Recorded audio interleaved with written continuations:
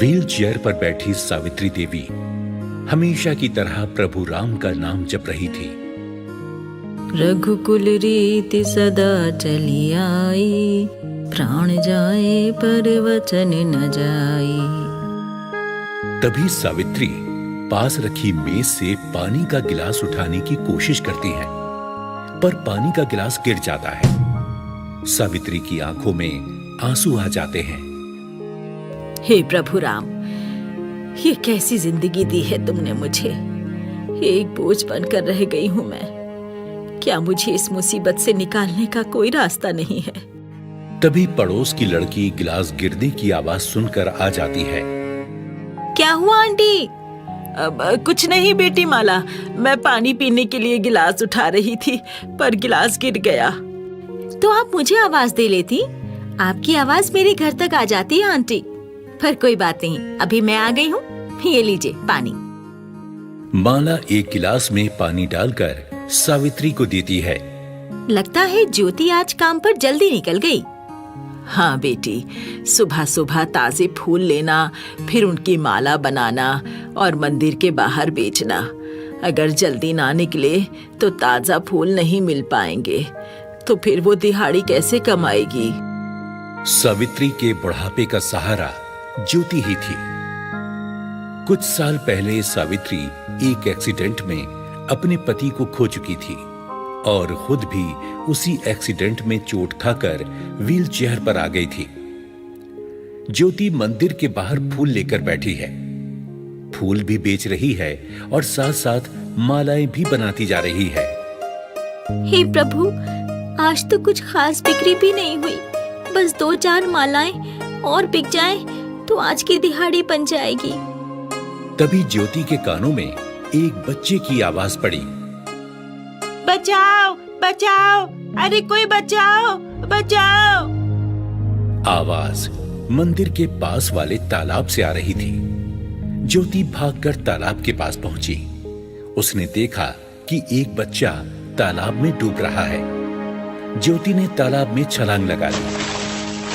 मंदिर के पास बने इस तालाब में लोग सिक्के फेंककर हाथ जोड़कर नमन करते हैं। दूसरों की देखा देखी उस बच्चे ने भी तालाब में सिक्का फेंका और सिक्का फेंकने में उसका पैर फिसल गया। ज्योति किसी तरह उस बच्चे को बचाकर बाहर ले आई। अरे वाह, तुम तो बहुत बहादुर लड़की हो। हाँ भाई, लगता है इसने बहुत छोटी उम्र में ही तैराकी सीख ली। आज काम आ गई। पर इसके माता पिता कहाँ हैं? तभी उस बच्चे के माता पिता वहां पहुंच गए। अरे बंटू, कुछ हुआ तो नहीं तुझे बेटा? मेरा बंटू। बहन जी, आपके बेटे को इस फूल वाली ने बचाया है। बेचारी की बिक्री पर भी असर पड़ेगा, पर इसने किसी बात की परवाह ना करते हुए आपके बच्चे को बचा लिया। तुम्हारा बहुत बहुत धन्यवाद बेटी। ये लो, हमारी ओर से कुछ पैसे रख लो। तुम्हारी बिक्री का जो नुकसान हुआ है ना, वो पूरा हो जाएगा इससे। बाकी तुमने हमारे बच्चे की जो जान बचाई, उसका एहसान तो हमारे ऊपर हमेशा रहेगा।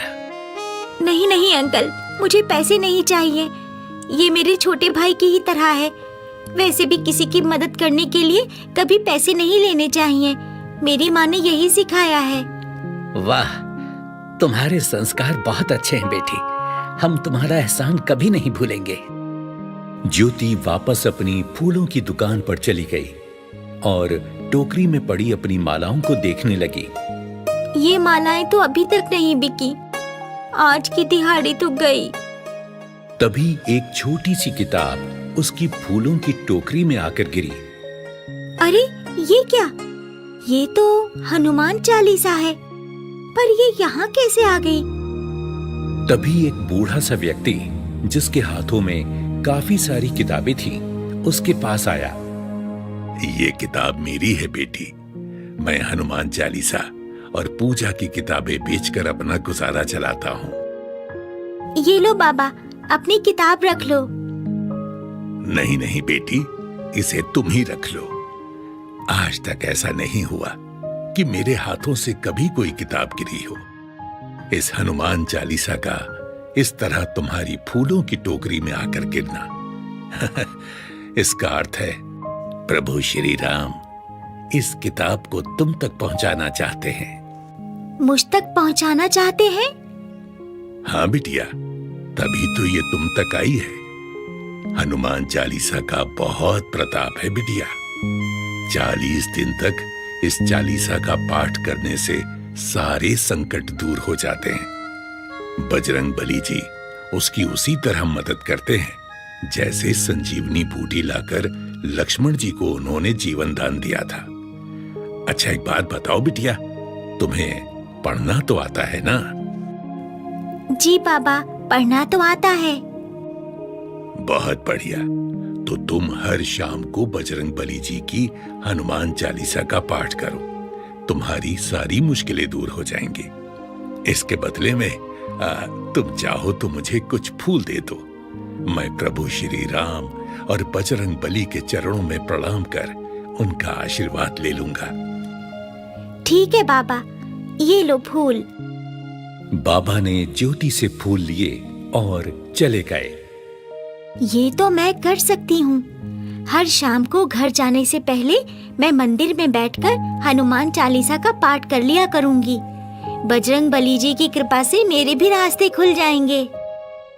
ज्योति ने जो फैसला किया उस पर अमल भी किया और शाम को घर जाने से पहले मंदिर में बजरंग बली जी की मूर्ति के सामने बैठ गई और हनुमान चालीसा का पाठ किया।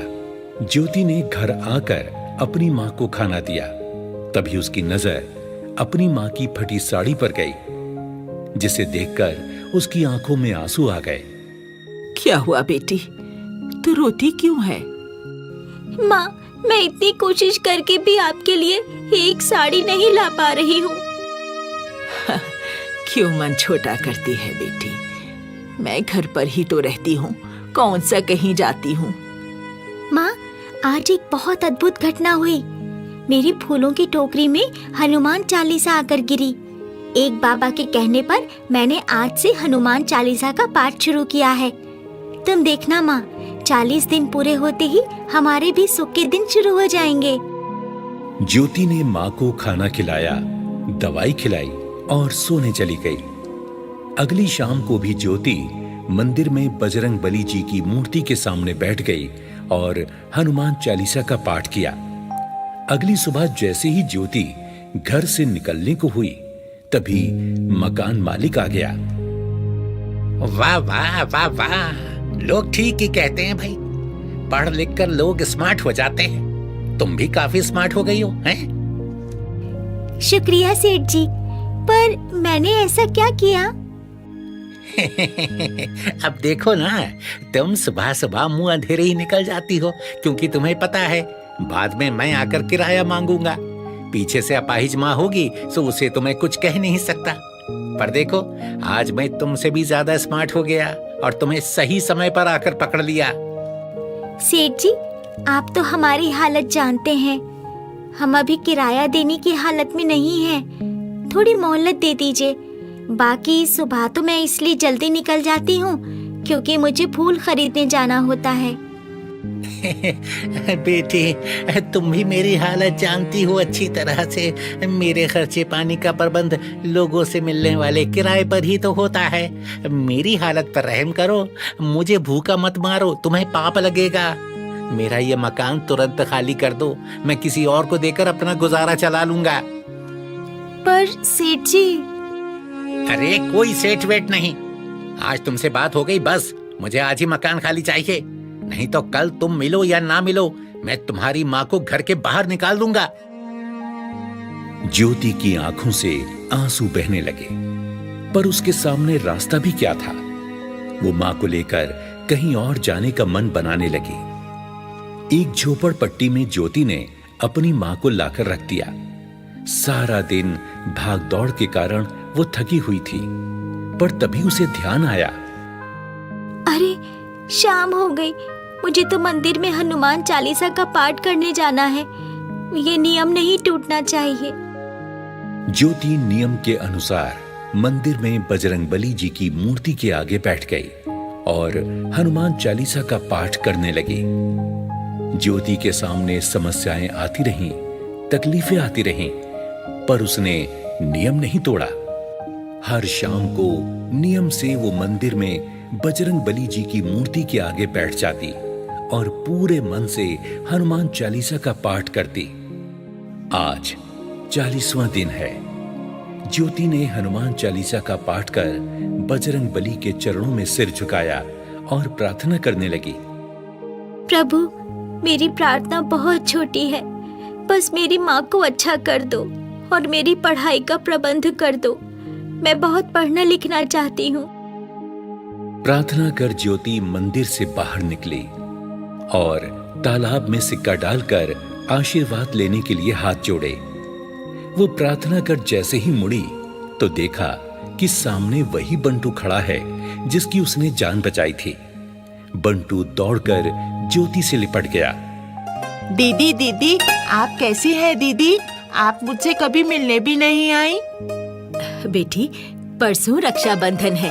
बंटू ने जिद पकड़ ली है कि वो तुमसे ही राखी बंधवाएगा, किसी और से नहीं।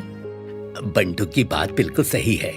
बंटू की जान बचाने वाली उसकी असली बहन के होते हुए वो किसी और से राखी क्यों बंधवाए, है ना? आपको परसों मुझे राखी बांधने आना होगा दीदी। आप आएंगी ना? हाँ हाँ बंटू, मैं जरूर आऊंगी। रक्षाबंधन वाले दिन ज्योति ने बंटू को राखी बांधी। बंटू भी खुश है और बंटू के माता पिता भी। ज्योति बिटिया, तुम स्कूल पढ़ने जाती हो क्या? नहीं अंकल, पहले जाती थी, पर अभी तो मुझे अपने और अपनी माँ के लिए कुछ कमाना होता है, इसलिए नहीं जा पाती।